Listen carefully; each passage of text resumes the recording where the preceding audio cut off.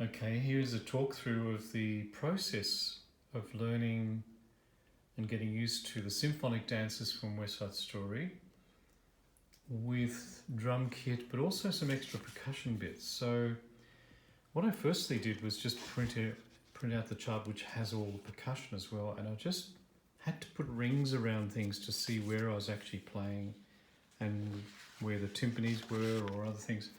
So there was lots of page turns and in weird spots where it was really not convenient. So started to just put things together like that, and for me,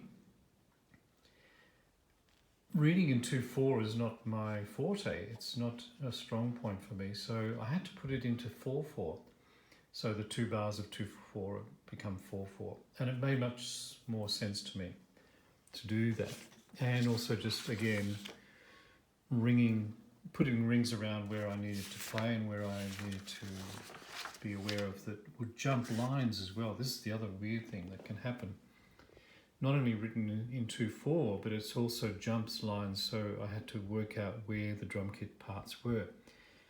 So there's a cowbell part here, for instance, there's cymbal and bass drum right through there.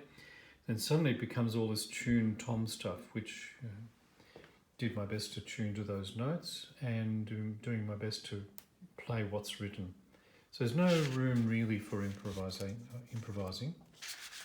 So anyway, this was the first approach, and putting things really clearly where it needed to be a space, or if it suddenly jumped a line and it was only one line instead of a whole section of different instruments. Like for instance here, this could be very easily missed. There's all of this stuff here, and then it jumps down to here rather than the next line. So that's the entire thing there, if that makes sense. Anyway, so I got right through it, did all these things, put in little fill things, and that was the initial thing. Then I thought, this is not working. There's so many page turns. So what I went to then was actually hanging out the washing. What I call hanging out the washing. Oops, sorry about this. Here we go. So I'll turn it on its side so you can see five pages there. So I wouldn't have to page turn, but I then need a double stand. Sorry, I'll turn it this way again. So 5. But then how do I get rid of that? So if I'm doing it, it'll make a lot of noise. So and then there's another 4. So it's not going to really be very practical with all that sound. And also if it was another quick change, that's going to make a lot of noise with those charts. Might have been able to get used to that. Anyway, so did all that again, showing myself where I was meant to play and not play. But as you can hear, not very practical. And I might have taken, which I just did then, 2 lots of charts at the same time, and got really, really in a mess. So yeah, it's definitely hanging out the washing is not the way, even though that's really lovely. There's no page turn because it's all five pages in one go. Wasn't going to work. So as you can hear with all the paper rattling, that was not going to be good for an orchestral thing. So where I got to, with the help of Carmen as well, we went to Officeworks and we got a little folder. So what I've done now is I've got very much easier to turn, put all the little notes in, and because I've planned all this from the other charts and got used to it and played and rehearsed small parts of it. Now what I've got is some of the turns will happen here, but 4 bars that were on the other side, really important stuff here, which is almost virtually impossible to get to. I've cut it from another chart, another thing, and put it down the bottom here. Then I can turn and go to somewhere where I'm not playing, which is again one stave instead of a few different instruments. So I've got to be really aware of that. So then going through, again, putting little brackets or rings around 4 beats instead of 2. For me, I just get very lost very quickly with reading 2/4. And even with somewhere, that I don't need a whole lot of pages there, because I've listened to it quite a few times now. I know that this is the cue for me to play, but I'm going to turn early because I've written that phrase there, which then plays on to these tune tom things. Again, I've made use of this in a really good way so that I don't have a page turn here, which is really tricky because this is all left-hand leading stuff.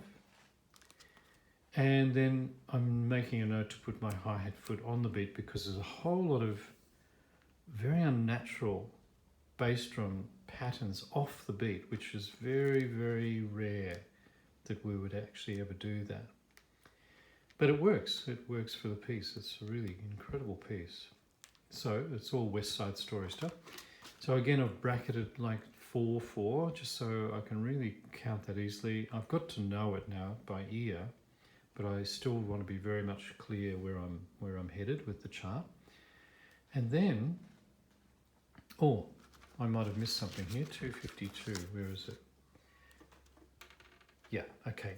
Here's the extra page that I'm just leaving here, and I'll put inside the folder when I'm traveling with it. But what I'm doing here, instead of this really complex stuff here, that was a very tricky page turn there. So all this tune stuff, which leads with my left hand, for me anyway. Then some snare drum things, which I'll cover just in case the others, the percussionists, are not doing it. Then I go to the extra page, play all of that, and then it becomes the next piece.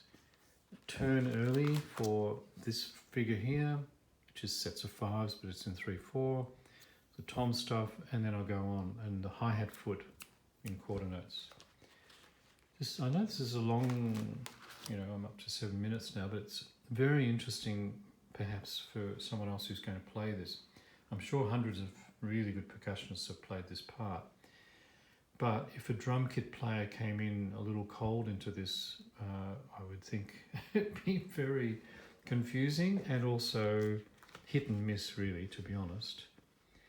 And it's not about the playing necessarily. Some of it is tricky, but it's mainly keeping your place and doing the page turns. That's one of the art forms, I think, of chart reading, is where to turn the page. So here, there's a cowbell thing here, and it's very recognizable, the mambo section.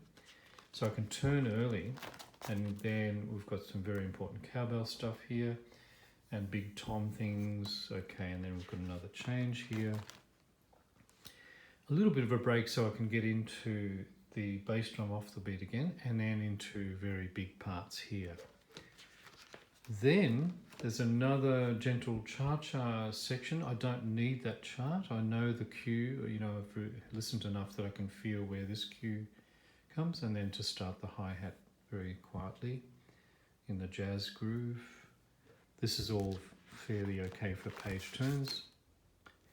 And then all this kind of big band things, but to start this turn way before the big section, which is a little bit of a feature. I think it's the only part that could be a little bit improvised, but still have to be very responsible for bringing the brass back in. So I wouldn't want to do too much crazy stuff in there. And then this is all fine. There's a nice break there for the page turn anyway. This is all good. This is all good. And then this is a tricky one. Coming out of the jazz, 1, 2, 3, better, 1, 2, better, 2, better. So again, I'm going to bracket that, or I have here anyway. And once you hear it a few times, it starts to make sense, but when you first hear it, it's very confusing following this chart, to be very honest with you. It's not written for drum kit, how we would naturally want to feel jazz rhythms, and I found that with the West Side Story score, drum part for the actual film, which I've done very fortunately with the Hong Kong Philharmonic and with Melbourne Symphony. I had to get back those charts to back to the accommodation when I first did it in Hong Kong, and we'll try and work out where it was going. And some of the tempos are so fast, but in 2/4, so I found that quite challenging. Anyway, so I've got the good format, which is in the folder, all nice and neat. It's not going to fall off the stand. It's not going to be noisy with all of this washing over here, hanging out the washing, and it's not going to be the ones that I started with, which was a good way to start anyway, just to map it all out. Okay, I hope that's helpful. It's definitely helpful for me, very helpful for me to be able to revise this. And I had played these before in another MSO program a few years back, but revisiting it again, I'm to be really honest, taking a lot more care with it this time, listening to lots of YouTube, different versions of Bernstein himself conducting, the LA Symphony, I think it is. Anyway, all different parts of the world getting into this piece, and it's very interesting, just the little tempo variations, you know, that the different conductors bring in, and detail that they'll bring out as well. So I'm very much deeply respecting conductors and what they do, and orchestral musicians, the amount of things that they need to be able to read very easily, smoothly, and of course they would practice and rehearse by themselves before the rehearsals. But yeah, the more you do it, the better it gets. Okay. Hope you enjoyed that.